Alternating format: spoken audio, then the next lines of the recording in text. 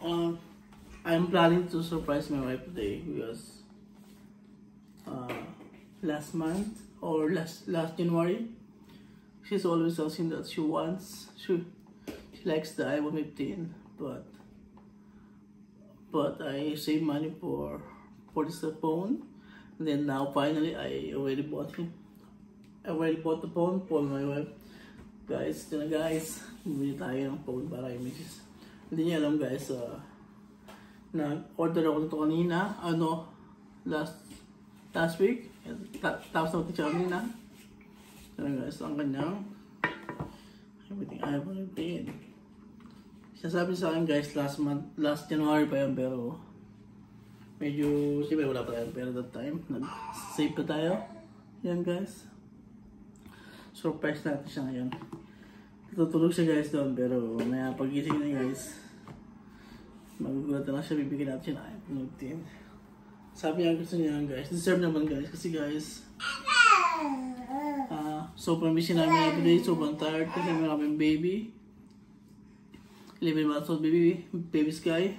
That's why, yung mga miss natin guys, deserve naman nila ng mga bagay na nagpapasaya sa kanila. Yung mga bagay na kaya naman natin gawin guys, deserve nila yun guys. Sa sobrang pagod nila sa araw-araw. Although pagod din tayo mga lalaki, pero iba yung pagod ng mga babae guys.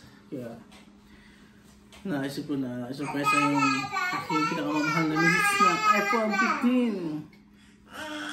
Bagong-bago guys. iPhone 15 guys. Mainit-init pa guys.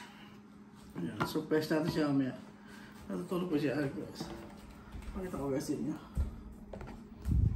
Ayan. Si Mrs. Ito guys oh. Tulog pa yan guys. Tulog pa yan. Pero pagising yan mamaya guys, tupad na kanya mga pangarap. Meron na siyang iPhone 15 na matagal niya guys sinakita niya kasi parang hindi ko sa kanya. Gusto niya. Hi baby Sky. It's our baby Sky. 11 months old na si baby Sky guys.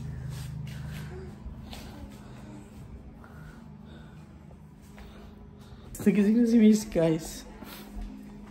Hi baby. Nakaulit yung sabi mong gusto mong gift. Ako? Yeah, sabi mo dati, di ba meron gusto na bagong phone. Ayan guys. Guys. iPhone 15.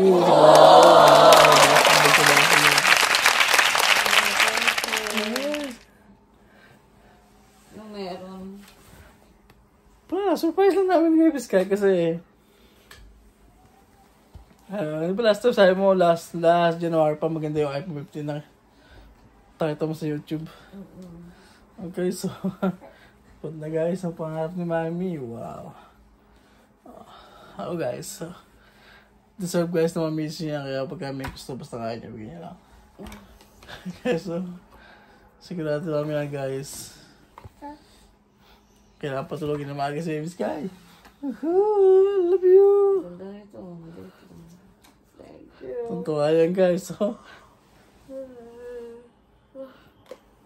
Si Sky na yung nauna.